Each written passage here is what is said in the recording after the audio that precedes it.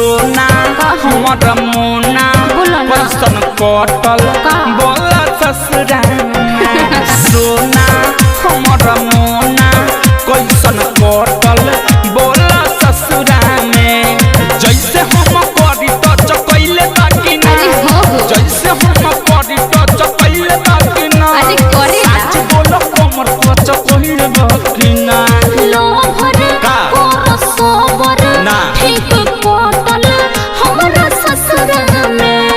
लो भर को सोबर ठीक कटल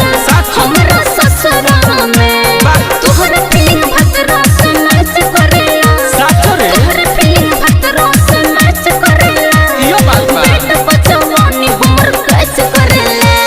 सोना बोलो ना रमोना कैसन कटल बोला ससुरा अरे ठीक है कटल हो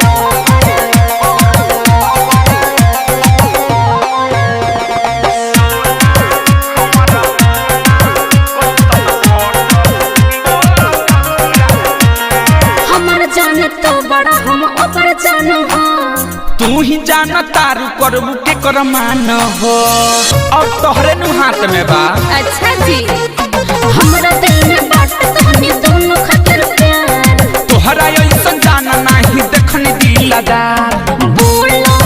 मुंह खोलो ना कोथि चाही ऊ है चलो असरा में जैसे हम करी तो चकैले बाकी अरे ना खूब करेला सच बोलो कमर को चकैले बाकी ना लो भर को सोबर ठीक कटल हमरा ससुरा में बुझला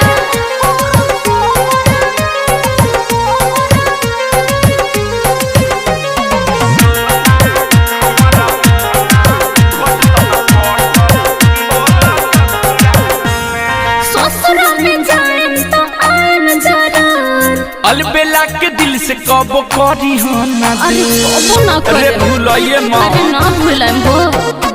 अच्छा जानत सबे सबस करी हो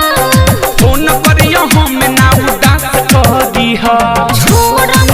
मोरम काहे? तुमसे यारा